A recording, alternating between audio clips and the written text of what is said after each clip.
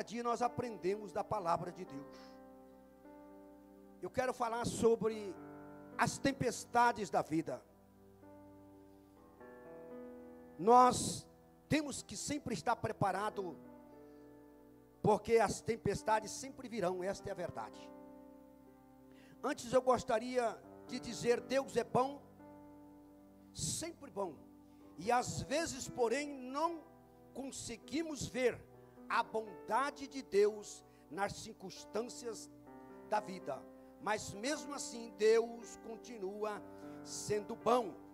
E eu gostaria de contar-lhes uma história a respeito de um súdito. Diz que havia um súdito que dizia sempre para o seu rei que Deus é bom.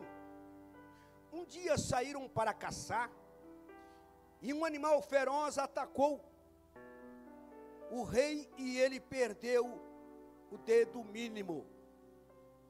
O súdito ainda lhe disse: Deus é bom. Furioso, o rei mandou prendê-lo. Noutra caçada, o rei foi capturado por índios canibais que comem carne humana. Na hora do sacrifício, o cacique percebeu que era imperfeito, porque lhe faltava um dedo. O rei foi solto. Imediatamente procurou o súdito na prisão e disse-lhe: verdadeiramente Deus é bom, contudo, porque eu mandei para a prisão. E o súdito respondeu: se eu estivesse contigo, eu seria sacrificado. A verdade é essa: o rei perdeu um dedo. Nem sempre perder é perder. Tem hora que perder é ganhar. Ele perdeu um dedo, mas mandou o rapaz para a prisão. O rapaz foi para a prisão, e quando ele foi caçar, ele foi pego por índios canibais, que comiam, repito, carne humana, iam matar o rei, iam comer o rei. Ele perdeu o dedo, foi pego pelos índios, e quando eles perceberam que ele não tinha um dedo, eles soltaram o rei. Então ele perdeu o dedo, mas ele ganhou a vida. Você está entendendo? Nem tudo que a gente perde, a gente pode lamentar. Tem coisas que só Deus pode revelar, pode mostrar. A gente não pode reclamar quando perdemos alguma coisa. Talvez Deus quer nos dar melhor. Ele perdeu um dedo, mas ele ganhou uma vida. Porque se ele tivesse com um dedo, ele teria sido morto. Mas como ele sem o dedo, o índio não comia pessoas com deficiência, soltou. Você está entendendo? Então, nem sempre eu repito, perder é perder. Perder também é ganhar. E o rapaz que foi preso, ele disse: se eu estivesse com você, eu que teria sido comido, morto. Porque eu sou perfeito, eu tenho os dedos perfeitos. Você está entendendo? Então ele mandou para a prisão. Naquela hora foi uma tempestade, concorda? Quando o rei cortou também o dedo, perdeu o dedo, foi uma tempestade. Concorda comigo? Mandou para a prisão. Enquanto ele estava preso, que ele foi caçar, ele estava livre de estar com o rei. Aí tudo deu certo. Gente, a realidade é essa: a gente não pode lamentar pelo que acontece na vida da gente. Muitas vezes é um livramento. Deus deu um livramento. Nós temos que compreender que a palavra de Deus é mistério, amém? Só se o homem estiver ligado na fiação para entender o propósito de Deus. As tempestades da vida não anulam a bondade de Deus. Não haveria arco-íris sem tempestade, haveria? Claro que não. E nem o tom das lágrimas sem dor. Só conseguimos enxergar a majestade dos montes quando estamos no vale. Só enxergamos o brilho das estrelas quando a noite está escura. E das profundezas da nossa angústia, que nós erguemos para maiores conquistas da vida. Jesus passara por toda a noite ensinando à beira-mar sobre o reino de Deus. E ao final da tarde ele deu uma ordem aos seus discípulos que entrassem no barco e passarem para a outra margem, a região de Gadara, onde havia um homem possesso.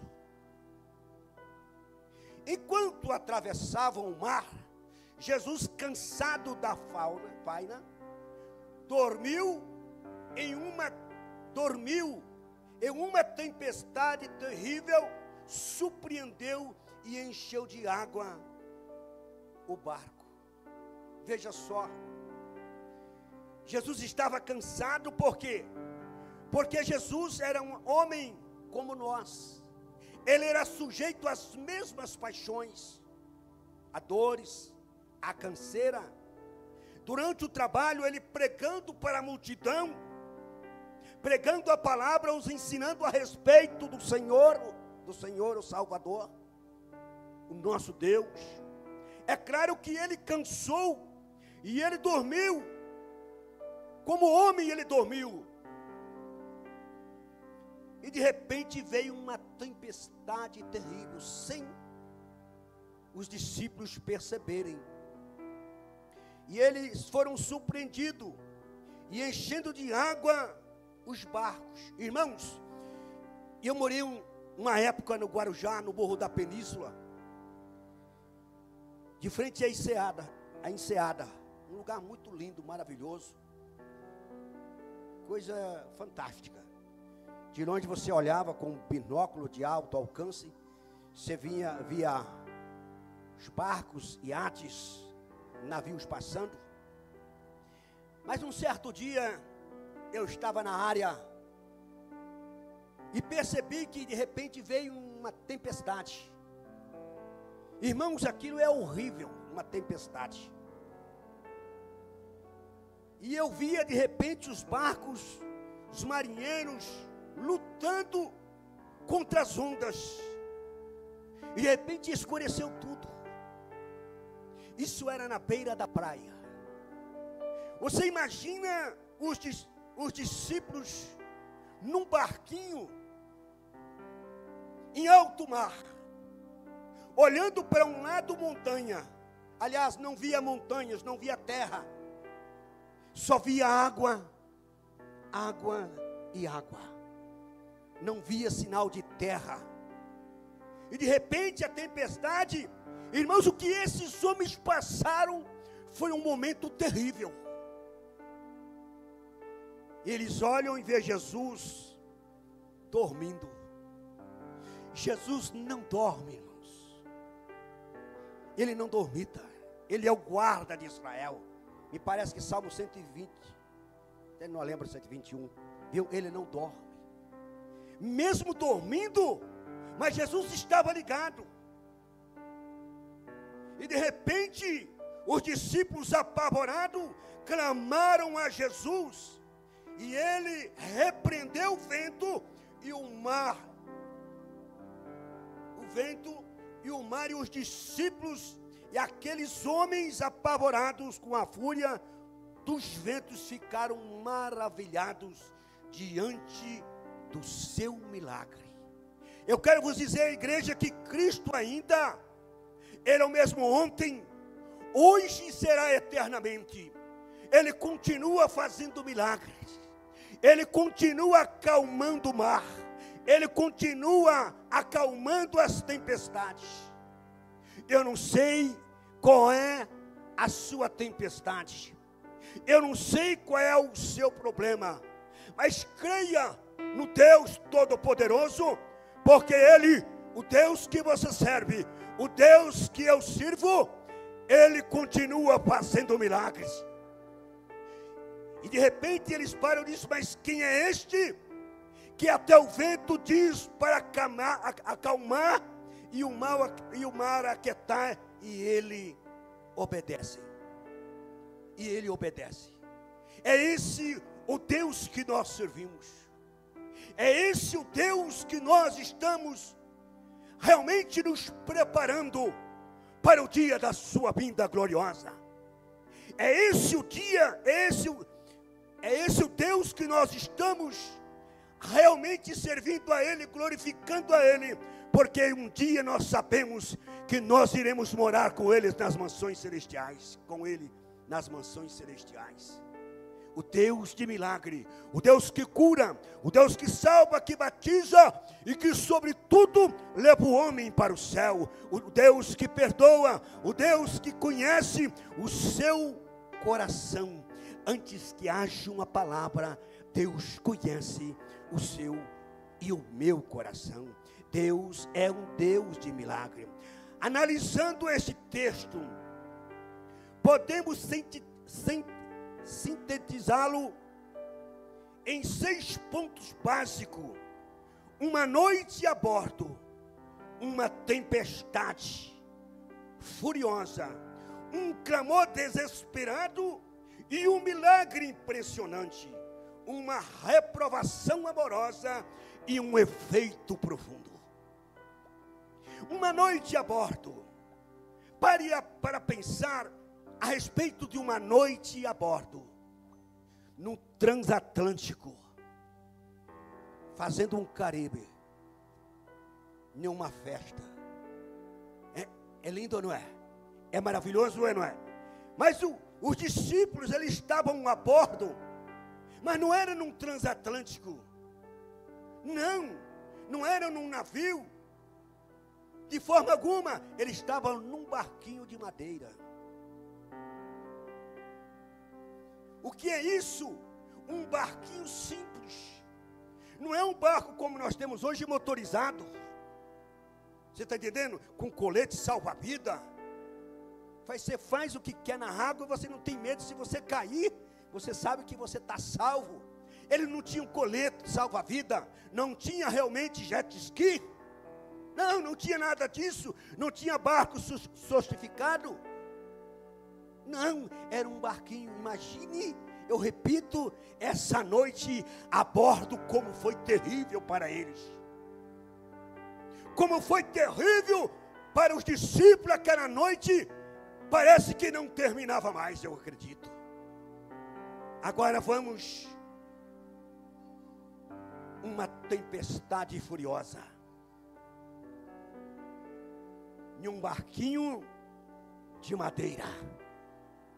Irmãos, não tem quem não chore, não tem quem não grite, porque sabe que está arriscado a morrer. E ninguém quer morrer. Quem quer morrer? Ninguém, né?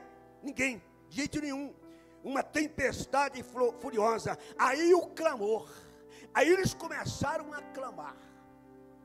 Você está entendendo, irmãos? Não vamos esperar primeiro a tempestade tomar conta, as ondas querer entrar dentro do nosso barco para fazer clamor. Vamos clamar por Jesus diariamente, noite e dia, clamando por misericórdia, clamando por compaixão, clamando, irmãos, dizendo, como disse o cego de Jericó: filho de Davi, tenha compaixão de mim. Filho de Davi, tem misericórdia de mim. O cego de Jericó, melhor dizendo, ele clamava, cego, mas sabia que Jesus passara por ali. Mas eles clamavam, ele clamava, melhor dizendo.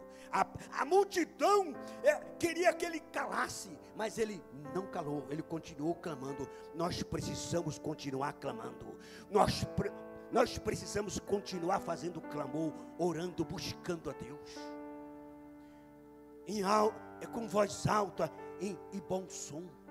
nós precisamos continuar acreditando que nós estamos diante de um Deus Todo-Poderoso que acalma a fúria, que acalma a tempestade. Um Deus de milagre. Deus já fez tantos milagres na minha vida. Se eu fosse contar, eu levaria tempo. Quantos livramentos Deus me deu? Faz-me lembrar quando um pregador estava pregando a respeito de livramento, contando os livramentos que Deus tinha livrado ele.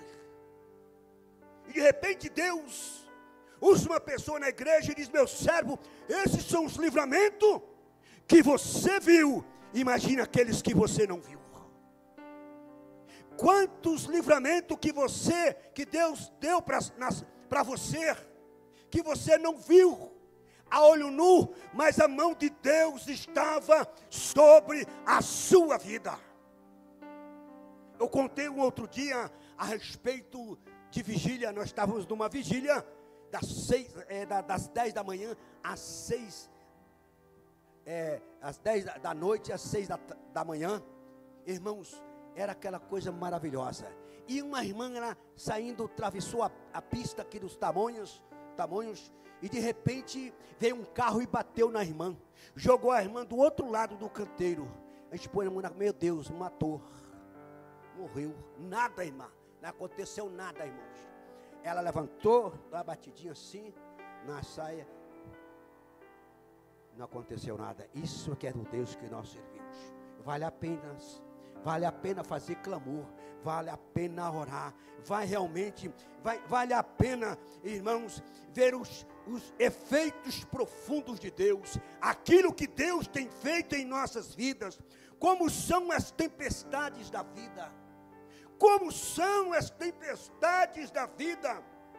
Aprendemos aqui algumas lições importantíssimas.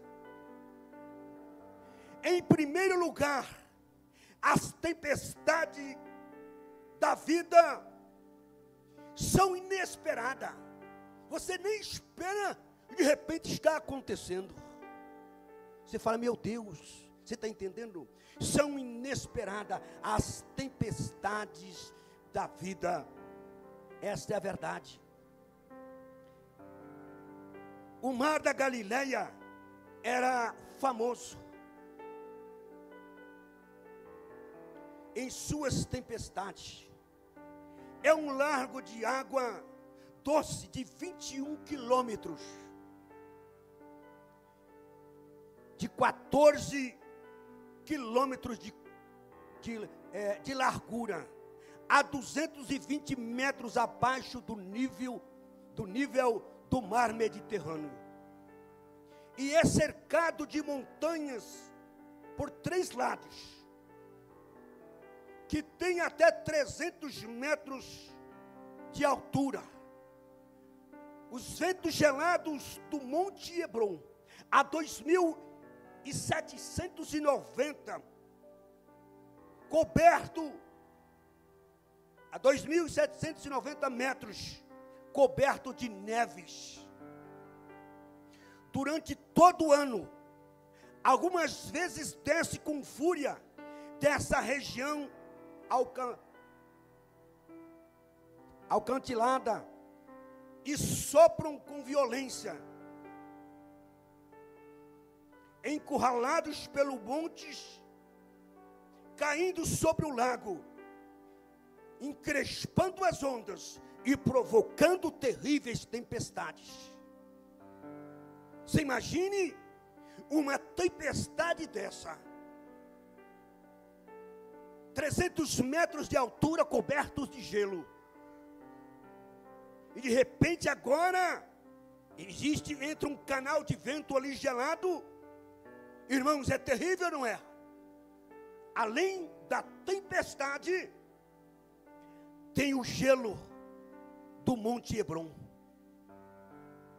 Irmãos, nós temos que estar verdadeiramente atentos à palavra de Deus, porque ela realmente ela nos enaltece, ela nos fortalece, ela nos enriquece cada dia, pelo que nós vemos Deus fazendo e tem feito na vida da sua igreja e na vida do seu povo.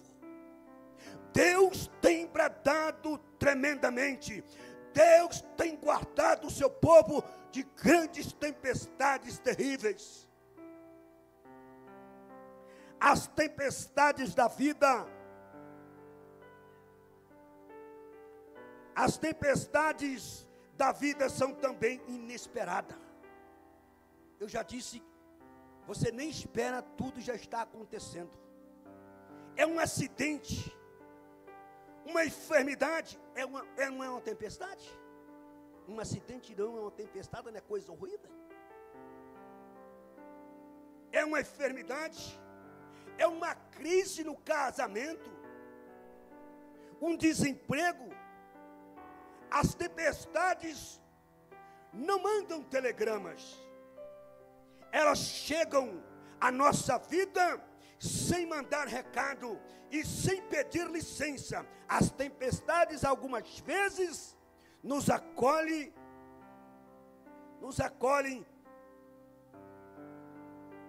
de forma surpreendente, de surpresa, e nos deixam profundamente abalados. Como seguidores de Cristo, devemos estar preparados para as tempestades que certamente virão. Os discípulos tinham passado o dia ouvindo o Mestre e fazendo sua obra, mas não o isentou da tempestade.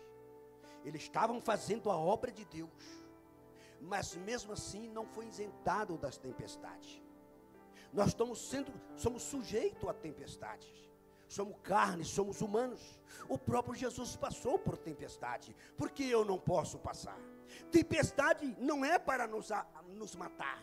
Tempestade não é para nos anular. Tempestade não é para realmente nos deixar, irmãos, descrente.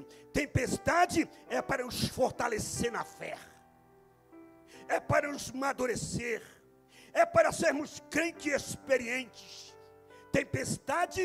Tem tempestade que realmente nos traz experiência. Eu já passei por tempestades, ao ponto de alguém dizer assim: olha, jamais eu pregaria o evangelho se você, como você está passando. Eu já tive momentos na vida, eu não tenho vergonha de dizer para vocês, que eu já chorei como Davi. Davi, quando ele chega na cidade de Ziclag, e que ele olha para a cidade de Ziclag, ele vê o quê? Ele vê a fumaça. A cidade tinha sido destruída a fogo pelos inimigos. Não vou muito além, só para dar uma resbalada. E Davi, olhando, viu que a cidade não tinha ninguém.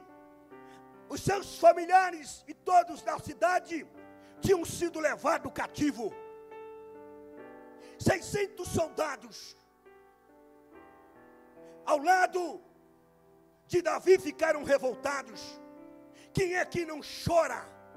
Quem é que não reclama, sabendo que a esposa foi levada, sabendo que os filhos foram levados, sabendo que as famílias foram levados?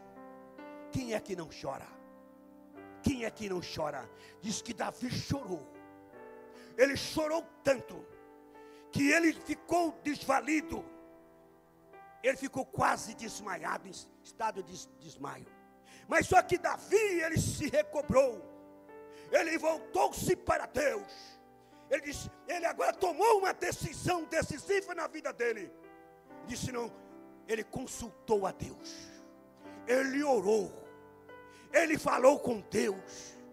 Após ele chorar, eu quero vos dizer uma palavra precisa e concisa aos vossos corações nesta noite. Deus não move. Você não consegue mover o coração de Deus com choro. Deus não se compadece com choro. Deus se compadece com atitude. Davi toma uma decisão. ele toma uma atitude, consulta a Deus, clama a Deus, ora a Deus, fala com Deus, chora na presença de Deus, e ele parou de chorar e tomou uma atitude de fé pelo desejo da alma dele. Qual era o desejo da alma dele? Era ver a sua família, era ver o seu povo realmente de novo. Precisamos tomar atitudes e não ficar chorando. Não ficar chorando a vida inteira. Deus comove quando o homem e a mulher tomam a decisão, uma atitude e consulta a Ele, porque antes Davi não tinha consultado a Deus. Você precisa, antes de tudo, de tomar uma decisão na sua vida, você precisa consultar a Deus. E Deus disse: vai Davi, porque essa é a tua vitória, eu não vou muito além. Meu querido e minha querida, eu já cheguei como Davi, eu já chorei como criança. E alguém diz: você não prega mais a palavra. Eu disse: não, eu prego porque o meu Redentor, Ele vive. Ele sabe. A luta que sobreveio a mim, foi para me fortalecer. Hoje eu glorifico a Deus, porque Deus me deu tudo em dobro, porque Ele é o mesmo ontem, hoje e será eternamente na sua vida e na minha vida. Aleluia, Jesus. Eles amavam a Jesus e temiam, deixando tudo para segui-lo. Mas isto não poupou tomar revolto. As aflições e as tempestades da vida fazem parte da jornada do cristão. Porque quando nós somos realmente provados, quando nós realmente passamos, irmãos, pelo processo, para nós precisamos passar pelo processo, porque Deus tem propósito. Quem não tem propósito, não consegue passar pelo processo. Quem resiste o processo é porque tem propósito. Deus tem propósito para contigo, meu irmão. Deus tem propósito para contigo, minha irmã. A tempestade está assolando. Deus quer te fazer mais grande. Deus quer te abrir os olhos. Ele quer te fazer uma pessoa com olhos de águia e não com olhos de galinha. Galinha olha para baixo. Você foi feito para vencer e não ser derrotado. Quem tem olhos de águia, ele enxerga do outro lado da vidraça. Quem tem olhos de águia, entende o trabalhar de Deus. Ele geme e chora, mas ele continua na presença de Deus. Porque vale a pena servir esse Deus maravilhoso, tremendo. E em segundo lugar, as tempestades da vida são perigosas. Mateus diz que o barco foi varrido por ondas. Mateus capítulo 8, 24. Veja só, Marcos diz que se levantou um temporal de vento e as ondas se arremessaram contra o barco, de modo que o mesmo já estava a encher de água. E Marcos diz em Marcos 4:37. E Lucas diz que sobreveio uma tempestade de vento no lago, correndo eles perigo de virar o barco ou naufragar. As tempestades da vida também são ameaçadoras.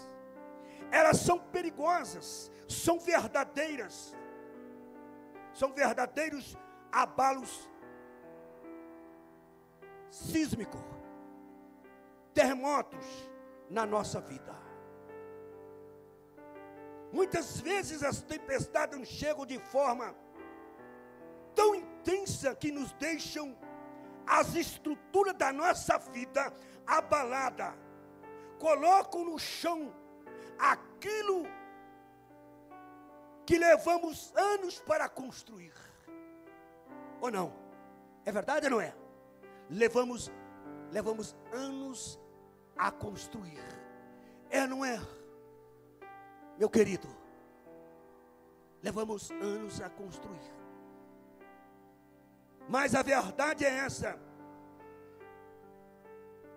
É um casamento edificado com abnegação, com renúncia, com sacrifício, com amor, de que se desfaz pela tempestade da infidelidade. Você está ali lutando por aquela pessoa, você está ali chorando por aquela pessoa, você está ali depositando a confiança, você está com boas intenções, você se sacrifica, você renuncia a muitas coisas por amor àquela pessoa,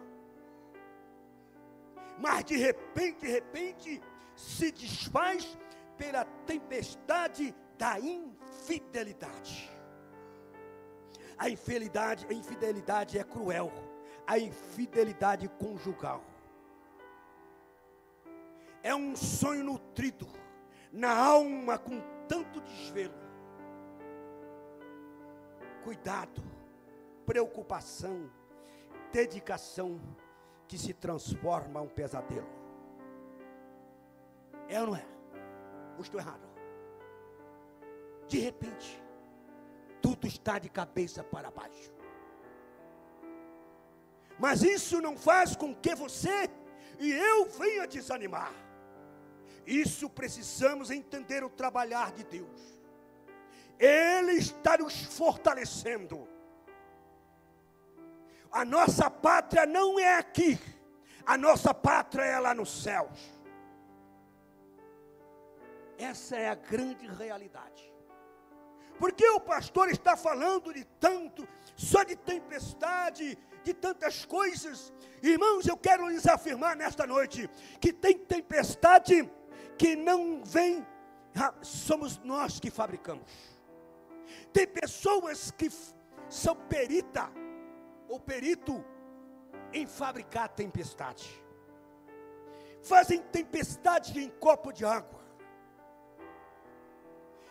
Tem pessoas que elas ficam, como se diz o nortista, num beco sem saída, porque elas mesmas se colocam neste lugar. Porque são pessoas que realmente se acham autoconfiantes e capazes de tudo. Não ouve o professor, não ouve a professora, não ouve o irmão, não ouve a irmã, não ouve o esposo, não ouve a esposa, não ouve ninguém, porque se acha autoconfiante e que sabem de tudo e ninguém sabe de nada. Tem pessoas que são peritas em fabricar tempestades. Você está conversando com a pessoa e a pessoa dá uma que não está entendendo e daqui a pouco está para o outro lado. São pessoas que estão realmente fora da presença de Deus. Não queira navegar fora da presença de Deus. Quem navega fora da presença de Deus, saiba que o diabo já tem um barco preparado. Vamos navegar na presença de Deus. Porque quem está na presença de Deus, O diabo pode preparar milhares de barcos. Você está cheia do Espírito Santo de Deus. E o barco do diabo não leva homem ungido, não leva mulher ungida, não leva mulher cheia de oração, cheia de poder, cheia de graça e cheia do temor de Deus. Não leva. Não leva. Então, mais uma vez, não navegue. Não fique navegando fora da presença de Deus, porque o diabo, ele sempre tem um barco para acolher, para levar alguém. Meus queridos irmãos em Cristo Jesus, essa é uma grande realidade. De repente, uma doença incurável abala a nossa família, ou não abala? Um acidente trágico ceifa uma vida cheia de vigor. Um divórcio traumático deixa o cônjuge ferido e os filhos amargurados. Eu quero lhes dizer uma coisa aqui com muita precisão. Eu respeito o ponto de vista dos demais, mas no meu ponto de vista, divórcio não é de Deus. Divórcio não é de Deus. Eu afirmo para vocês. Se você soubesse, quem nunca se divorciou, o transtorno que dá um divórcio, a família fica desorientada, os filhos ficam desamparados. De repente, tantas coisas, se eu for falar aqui, vou levar tempo. Mas pastor, então você é contra o divórcio? Não, eu não sou contra. O divórcio deve ser usado como válvula de escape no último caso. Qual é o caso, pastor? O caso que eu tenho presenciado muitos. Casais querendo se matar o outro, puxando faca, puxando revólver para matar. Nesse caso, você deve usar esta válvula de escape, porque é melhor que você saia ileso, sem problema, do que você criar um problema e de repente a pessoa ir para a delegacia ou ser preso. Nesse caso, eu sou a favor. Mas no último caso, porque na verdade é duro, é cruel, é triste e é doloroso você vê um filho pedindo a mãe ou pedindo o pai. E tantas outras coisas que acontecem financeiramente, sentimentalmente, espiritualmente. Tanta coisa acontece. Então eu lhes afirmo nesta noite que eu não sou contra. Tem que existir, mas só use isso na última, sabe, que não tiver mais nada o que fazer, porque é triste e é doloroso. E você vai ter comigo, você vai refletir sobre isto. Eu não estou aqui contra ninguém que é divorciado, não, de forma alguma. Eu também sou divorciado, sabe, não tenho vergonha, porque não dava. É melhor você parar por ali do que você causar um problema terrível. Mas que é terrível, é terrível. Você que é casado, você que é casada, faça tudo para viver até o fim, porque não é fácil. Desculpe de eu dar esta palavra no meio da mensagem, mas foi isso que o Espírito Santo me trouxe. O divórcio traumático. Desculpe que eu tenho um problema em falar sílabas, porque eu tive um problemazinho e eu tinha dificuldade até de falar. Hoje eu estou bem, passei por um problema e vocês verem que eu tenho dificuldade em pronunciar algumas sílabas, amém? E veja só, o divórcio traumático deixa o cônjuge ferido e os filhos amargurados, ou não? Uma amizade construída pelo cimento dos anos naufraga pela tempestade da traição. Eu repito, a traição é algo terrível na vida de uma pessoa, tanto no sentido conjugal, como até quando a pessoa confia na outra e que ela trai, ela conta o segredo para outra. Você não conte isso. Você morre por aqui e daqui a pouco o seu nome está na boca do Brasil. É terrível, isso também é traição. Temos que ser homens e mulheres de palavras e guardarmos a nossa língua, porque com a mesma língua que nós proferimos bênção, se nós não vigiarmos, nós vamos proferir coisas ruins. Graças e louvado seja Deus. Em terceiro lugar, as tempestades da vida. Amém?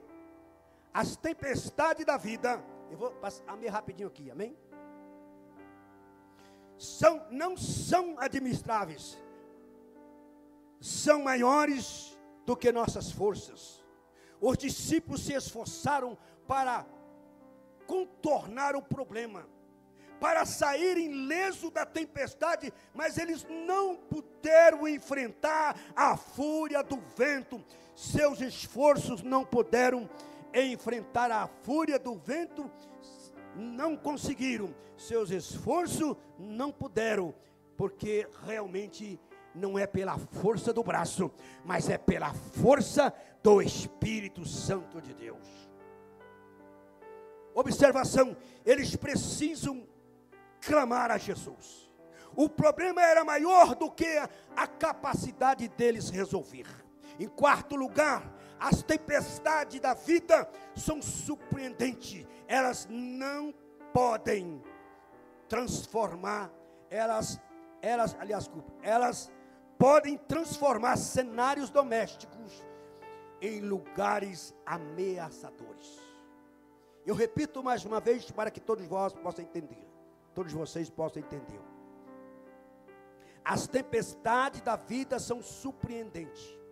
Elas podem transformar cenários domésticos em lugares ameaçadores. O Mar da Galileia era um lugar muito conhecido pelos seus discípulos. Alguns deles eram pescadores profissionais, conheciam cada palmo daquele lugar.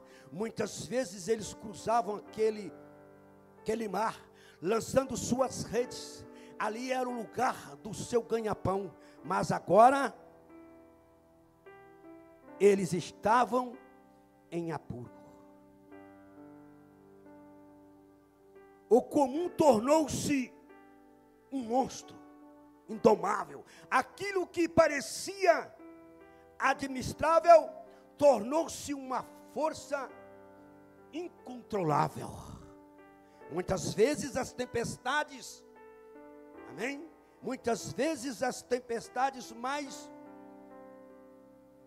borracas, violentas, que enfrentamos na vida, não vêm de horizontes distantes e nem trazem coisas novas, mas apanham aquilo que era ordinário e comum em nossa vida e colocam tudo de cabeça para baixo. Outras vezes é o cônjuge que foi infiel tantos anos, que dá uma enguinada e se transforma uma pessoa amarga e agressiva, e abandona o casamento para viver uma aventura com outra pessoa. E outras vezes ainda os filhos obedientes que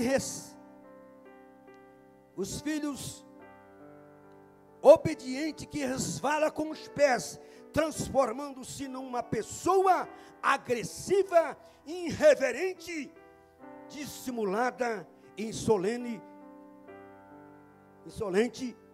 com os pais. E ainda hoje há momentos em que as crises maiores que enfrentamos nos vêm daqueles lugares onde sentimos-nos mais seguros. Quando você pensa que está seguro, aí é que muitas vezes acontece. Os conflitos que enfrentamos nas tempestades da vida. Esse texto nos apresenta algumas tensões que enfrentamos nas tempestades da vida. Em primeiro lugar, como conciliar a obediência a Cristo e a tempestade. Amém? Como conciliar? Os discípulos entraram no barco, veja só, eles entraram no barco por ordem expressa de Jesus. E mesmo assim enfrentaram tempestades, eles estavam no centro da vontade de Deus e ainda encaravam ventos contrários. Ventos contrários. Eles estavam onde Jesus mandou, eles estavam no lugar que Jesus mandou, obedeceram a ordem. Amém? Aonde Jesus mandou estar, fazendo o que mandou fazer, indo para onde Jesus os mandou ir, e mesmo assim foram surpreendidos por uma ventania impetuosa, repentina, acompanhada de chuva, trovões e relâmpagos. Jonas enfrentou uma tempestade por desobediência a Deus, e os discípulos por obediência. E os discípulos por obediência. Você tem enfrentado tempestade pelo fato de andar com Deus, de obedecer os seus mandamentos, de obedecer a Jesus? Você tem sofrido oposição, perseguição, por ser fiel a Deus? Tem perdido oportunidade de negócios, por não transigir? Tem perdido concorrência em seus negócios, por não dar propina? Tem sido considerado um escravo no seu ambiente de trabalho por não se envolver com esquema de corrupção? Coisas erradas? Tem perdido concorrência? Tem perdido? Há momentos em que sofremos, não por estarmos na contramão, mas por andarmos pelo caminho certo. O mundo odeia a Cristo e também vai odiar. Seremos perseguidos por vivermos na luz. Estou encerrando. Aleluia, Jesus. Você está entendendo? Somos perseguidos por andarmos na luz. Em segundo lugar, como conciliar a tempestade e a presença de Jesus? O fato é que Jesus está conosco, não nos poupa de certas tempestades. Ser cristão não é viver numa redoma de vidro, numa estufa espiritual. Ser crente é batalhas, é luta, é perseguição, é tudo. Temos que ser fortes, temos que ser corajosos, temos que ser homens e mulheres de pulso, temos que ser homens e mulheres valentes, homens e mulheres valentes e valorosas. Valente não na briga, valente não na confusão, valente na oração, valente, irmão, na obediência, valente, irmãos, com a palavra de Deus. Quantas pessoas que confiam na sua valentia, é verdade? E eu digo uma coisa para você: o valente só é valente enquanto não chega um outro valente. O gigante só é gigante enquanto não chega um outro gigante. Ninguém é nada, não somos nada. Se somos o que somos, é pela misericórdia de Deus. Nós temos que nos humilharmos. Eu repito, talvez a mensagem que outro dia eu preguei. Nós temos que nos humilharmos. Nós temos que reconhecer que não somos nada, somos pó. Quantas pessoas, meus queridos irmãos, que se acham, mas na verdade não somos nada, se Deus não for conosco. Meu querido Alisson, chegou o momento de nós, de você, da minha pessoa, de todos nós, darmos as mãos, sem preconceito, sem rejeição. Não importa o credo religioso, respeitando a todos, amando a todos, falando da palavra e orando a Deus para que haja conversão de alma. Porque nós precisamos saquear o inferno e povoar a terra. Povoar a terra de homens de Deus, cheios do Espírito, cheios da graça, da compreensão e do amor. Deus ainda continua fazendo milagres. Não desista, não desanime, não abandone, não jogue a toalha, porque Deus está agindo na sua vida. Quantas pessoas que vão até o meio do mar, e quando vê as ondas, voltam, e não tem coragem de prosseguir, e findam morrendo, por covardia. Nós precisamos acreditar que Deus está no controle de nossas vidas. Nós precisamos acreditar que Deus está guardando a nossa família. Nós precisamos acreditar, e realmente Ele está guardando a nossa família. Ele está protegendo a nossa família. Não se preocupe, não se preocupe, não se preocupe. Deus está no controle. Mas ninguém olha para mim. Mas ninguém olha para mim. Mas Deus está olhando para você.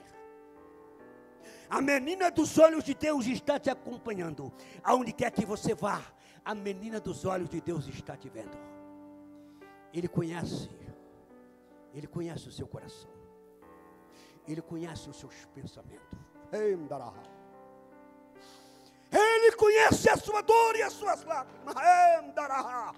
Deus de mistério, glorifica Deus, porque Deus está falando, minha serva, eis que eu te pego pela tua mão direita e te levanto. Eu estou nessa tempestade contigo. Você não vai morrer. Eis que eu te digo, fica firme na minha presença, assim a palavra diz o Senhor. Fica firme. Não olha para trás, olha para Jesus, o autor e consumador da sua fé. A luta vem, os vendavais vêm, as perseguições vêm, as rejeições vêm, o preconceito vem. Mas você sabe que Jesus está sobre a sua vida.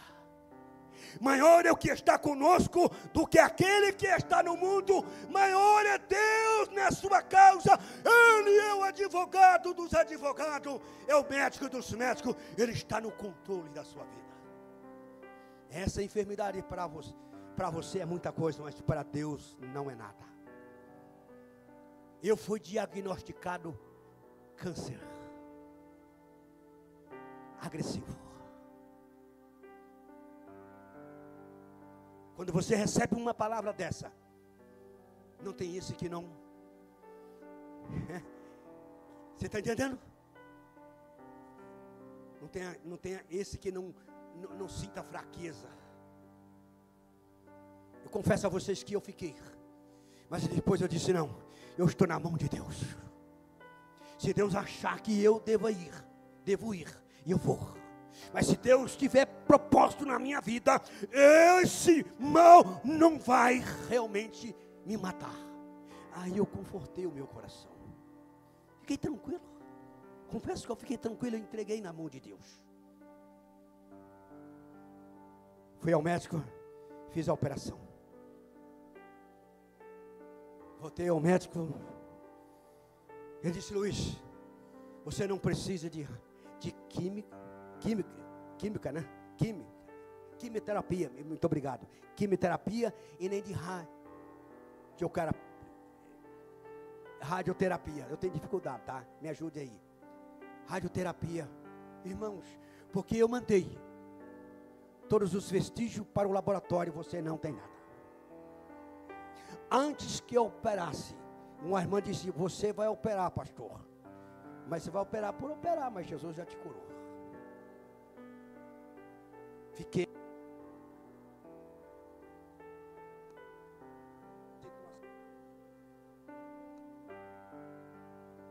Fiquei numa situação difícil. Fiquei 4 meses na fralda, quase 6 meses de fralda. Eu vim aqui na igreja cheio de fralda. E eu chorava e alguém pensava assim, está cheio do poder de Deus. Não estava chorando da minha situação, não tenho vergonha. E alguém dizia assim, o pastor Luiz está feliz. Só Deus sabia o que eu estava passando. Graças a Deus, saí das fraldas. Desculpe com muito respeito, eu fiquei um homem impotente. Deus me restaurou. Isso é poder de Deus. Isso não é para minha glória, é para a glória de Deus. Então eu tenho que agradecer a Deus, irmãos amados em Cristo Jesus, pelo amor de Deus, irmã. Deus está me mandando dizer uma palavra: não desanime. Deus tem coisas grandes na sua e na minha vida, mas o diabo, ele é sujo e coloca bloqueio na mente das pessoas.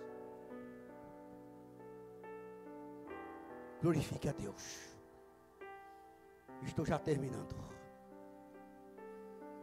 Essa é a grande verdade.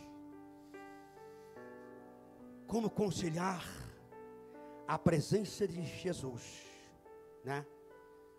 Como conciliar a tempestade com a presença de Jesus, eu já disse. O fato é que Jesus está conosco. Não nos poupa de certas tempestades. Eu vou agora rápido. Ser cristão não é viver numa redoma de vidro ou numa estufa espiritual. Jesus foi a uma festa de casamento, preste bem atenção nas bodas, e faltou vinho, mesmo ele estando lá. Mas alguém disse: acabou o vinho.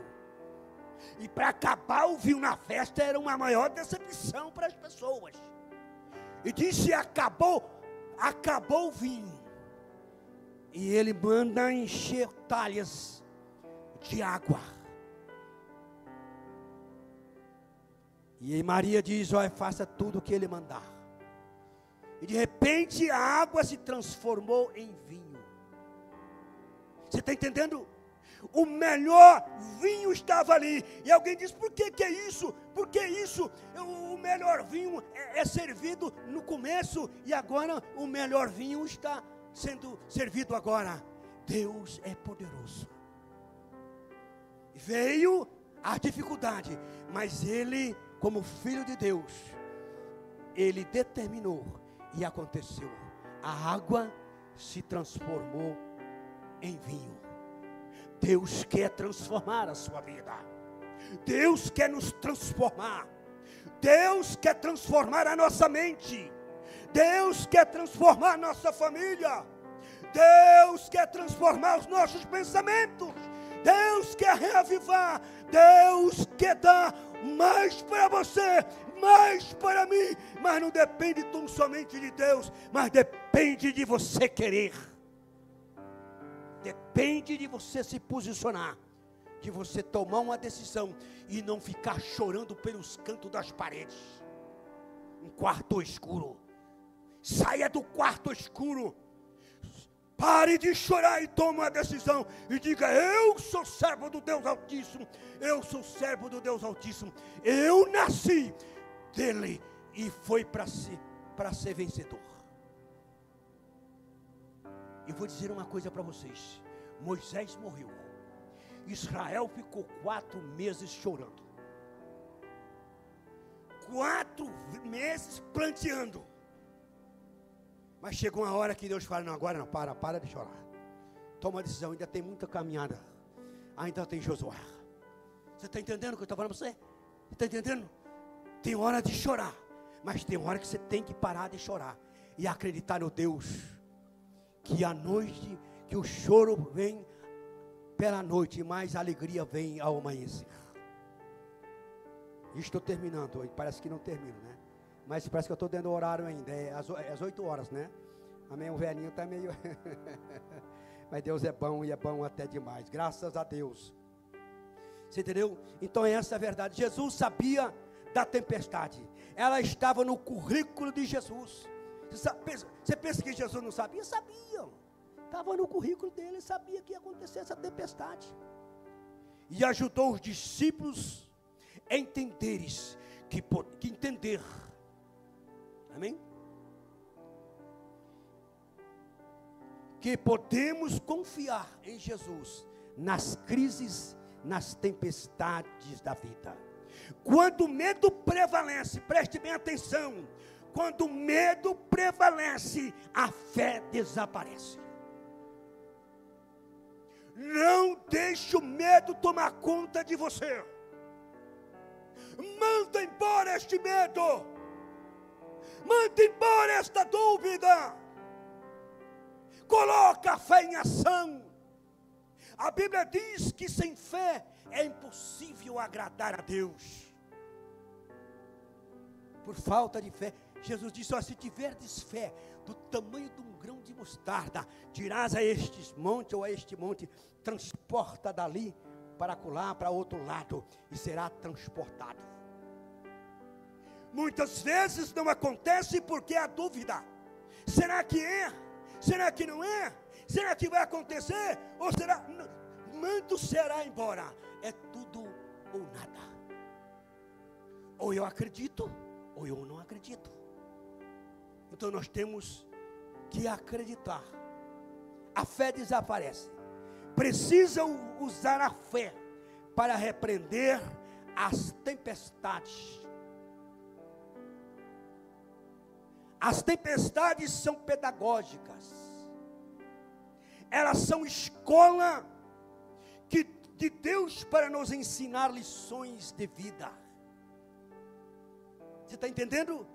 Grave isso na sua mente. Elas são escola de Deus para nos ensinar lições da vida. As tempestades e os desertos da vida nos ensinam lições. Eu sempre digo isso e repito hoje, que numa sala de aula não podemos aprender. Não sabemos aprender as tempestades da vida. Talvez você não esperava esta palavra. Talvez você esperava uma palavra, mas Deus falou ao meu coração desta forma. Eu tinha preparado uma outra palavra, mas o Espírito Santo me dirigiu e diga ao meu povo: tempestade não é para matar, tempestade não é para morrer, tempestade é para fortalecer, tempestade é para nos fortalecer e para darmos na presença de Deus. Qual é a sua tempestade? Estou vendo o senhor de gravata ali. Parabéns, meu querido. Muito obrigado. Deus te abençoe. Somos muito gratos. Faça essa casa, a casa de oração, sua casa de oração. Sabe que Deus é contigo. Deus é contigo. Deus me dá uma palavra nesta noite. O que o Senhor veio buscar, o Senhor está levando hoje. O Senhor está levando hoje. O Senhor sabe que a palavra não é minha. A palavra é do coração de Deus para o meu coração. E eu digo: diga para o meu servo que eu estou no controle. Eu estou no controle.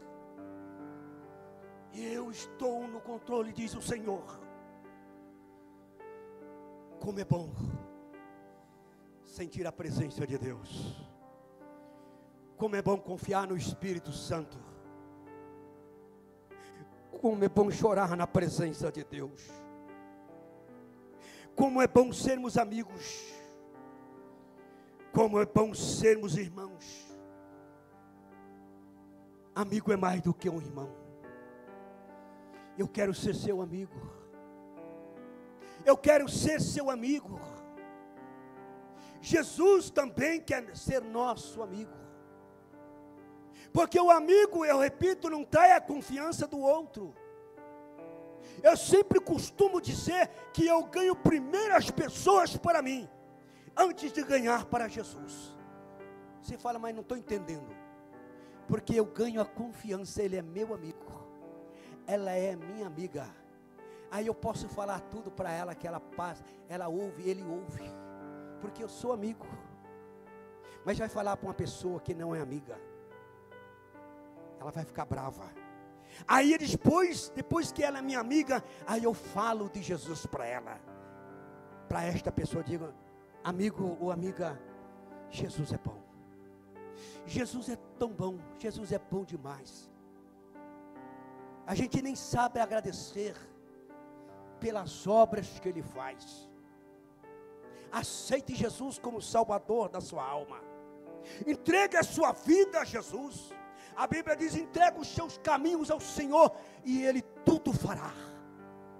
Entrega mesmo, coloca nas mãos de Cristo e deixa o Espírito Santo trabalhar. Deixa Deus trabalhar. Meu querido, minha querida, meus queridos irmãos em Cristo Jesus, como é bom sermos amigos. Amigo é algo para se guardar no coração, ou não é? Amigo, vamos ser amigos? Vamos dar as mãos? Presbítero Luiz, meu xará, vamos ser amigos? Vamos dar as mãos? Vamos orar uns pelos outros? Vamos entender uns aos outros? Vamos compreender? Jesus nos compreende com tanto defeito que nós temos, e muitas vezes nós não queremos compreender o outro irmão. Ramon, eu quero ser seu amigo. Igreja, desculpe, eu quero ser seu amigo. É tão bom estar no meio de amigos. A gente sorrir, a gente brinca. Eu sou brincalhão, meu. Eu sou assim, mas eu sou brincalhão. Eu brinco, claro, dentro de uns limites. E Deus não é porque eu sou pastor, eu vou ficar com uma cara feia. Entendeu? Não. Eu sou feliz, eu sou alegre. E como é bom você transmitir alegria para alguém, confiança para alguém. Vamos ser amigos. Amigos de verdade, amigos na oração, amigos em tudo e por tudo, e confiarmos em Deus, porque um dia Jesus vai bradar, e Ele vai levar a sua igreja, eu e você, nós subiremos juntos, para a glória de Deus Pai, para a glória de Deus Filho, e para a glória de Deus Espírito Santo. Eu vou fazer um apelo, e não vou insistir. Não vou insistir. Se você está passando por uma tempestade, não precisa me dizer qual é, Jesus já sabe. Se você está passando por uma dificuldade, não precisa me dizer, Jesus já sabe. Se o seu coração está triste, Jesus é alegria. Jesus pode fazer como Ele fez no dia de Pentecostes. Estavam 120 pessoas reunidas, e eles não estavam alegres. Eu confesso que eles não estavam alegres, porque o mestre tinha subido ao Pai, aos céus. Eles estavam com falta do seu grande herói, Jesus Cristo de Nazaré. Eles estavam orando, reunidos, unidos, com o mesmo propósito, e de repente veio um vento do Espírito, forte, com uma brisa, impetuoso, poderoso, glorioso, aleluia, porque quando Ele se fez presente, até a alegria, até a tristeza pulou de alegria. As pessoas estavam tristes, começaram a falar em línguas estranhas. Se você está triste, hoje Deus me dá uma palavra. Hoje eu vou arrancar essa tristeza do seu coração. Se você crer, aqui ainda tem homens de Deus, presbíteros, mulheres de Deus para orar por você. Para você iniciar essa semana crendo, cheio e cheia da unção de Deus. Se tiver alguém, eu termino a minha palavra aqui de apelo e a minha mensagem, que o Senhor me ungiu e me proporcionou para que eu assim falasse a vós outros. E graças a Deus, que Deus não tem nos deixado envergonhado, E Deus vai cumprir a sua palavra em cada pessoa nesta noite. Se você deseja, vem aqui que nós vamos orar por você e vamos encerrar este culto. Se não tiver, não tem. Se não tiver, não tem problema. É sinal que está todo mundo abençoado. É sinal que está todo mundo cheio da graça, cheio da unção, cheio de bênção, cheio de vitória. Mas se alguém tiver, aqui tem homem de Deus para orar por você. Só que você tem que vir crendo. Você está entendendo? Vim crendo. O pregador tem que ter fé, mas você também tem que ter fé. Você tem que vir crendo, você tem que ter fé. Você precisa acreditar, você precisa confiar que não é o pregador, não é o pastor, não é o presbítero que vai te curar ou que vai dar um basta nessa tempestade, mas é o Cristo, é o sangue do Cordeiro de Deus que tira todo o pecado do mundo. Se não tiver, eu vou fazer uma oração e vou encerrar. Mas se tiver, vem aqui que eu vou orar por você. Ainda sinto que sou homem de Deus. No dia que eu achar que eu não sou homem de Deus, jamais vou subir no púlpito. Jamais. Porque eu ainda tenho o temor de Deus. Graças e louvado seja Deus. Não tem ninguém? Não tem ninguém? Então fique de pé. E vamos orar neste momento.